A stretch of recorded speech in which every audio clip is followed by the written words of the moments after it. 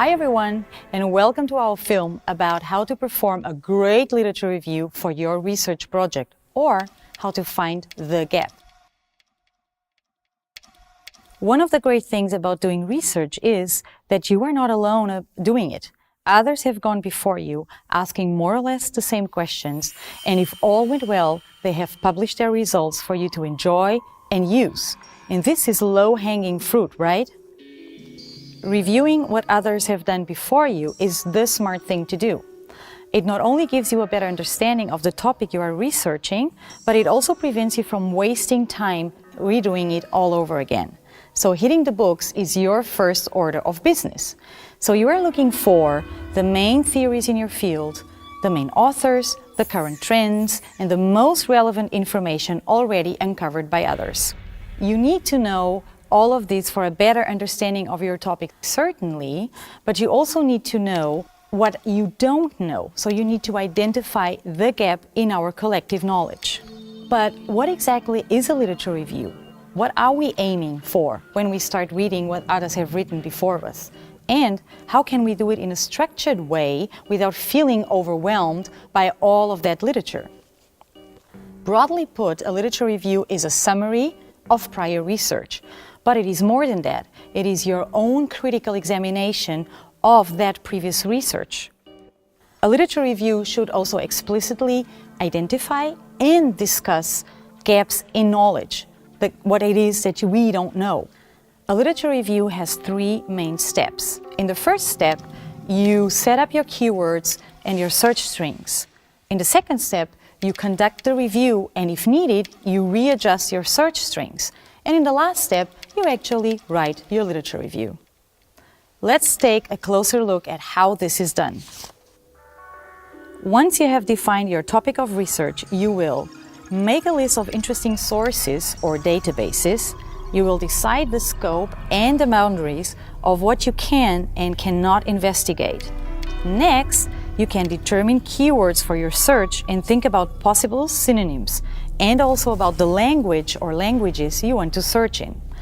Keywords should be readjusted after a first search. The best idea is to create a so-called search string using Boolean operators. Do you know what Boolean operators are?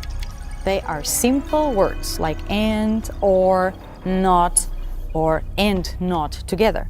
And they are used as conjunctions to combine or exclude keywords in a search, so you can focus better.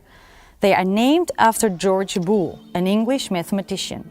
For example, if you want to look at corporate social responsibility and how this may be portrayed in a website, you can use the following string. Open quotation marks and insert corporate social responsibility, close quotation marks, and add or. And then you can repeat the procedure to add CSR, corporate website, website, and media. And in this way, you will have covered all the possible ways in which your topic is probably going to be presented in the literature. Normally, every database has a list of Boolean operators that are allowed in their advanced or expert search functions. Once you have your Boolean operators, start searching. Don't forget to keep track of what you're doing. There is lots of help out there for you. For example, RefWorks or Zotero are online bibliographic management programs, and they are free. Collect relevant literature by reading abstracts. Start with the most recent publications. Always look for other main sources in the references or in the key publications. So ask yourself, who is everyone quoting? The aim is to identify key sources. Officially, this method is called the snowball method.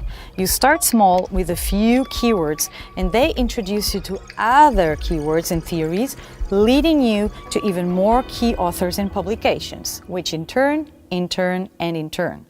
So if you have ever built a snowman, you know the feeling. Keep repeating this procedure throughout the project. Keep adding full text to your corpus of literature. Now that you have collected your literature through searching the websites and scrolling through the list of publication, you should start reading it, but again, do this systematically. For example, you may want to include some of the following categories when you are keeping track of the text that you read.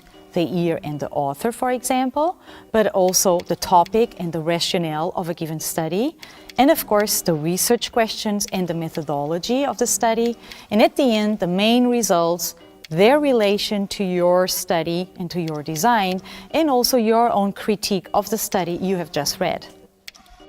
You should now have a solid understanding of your research field.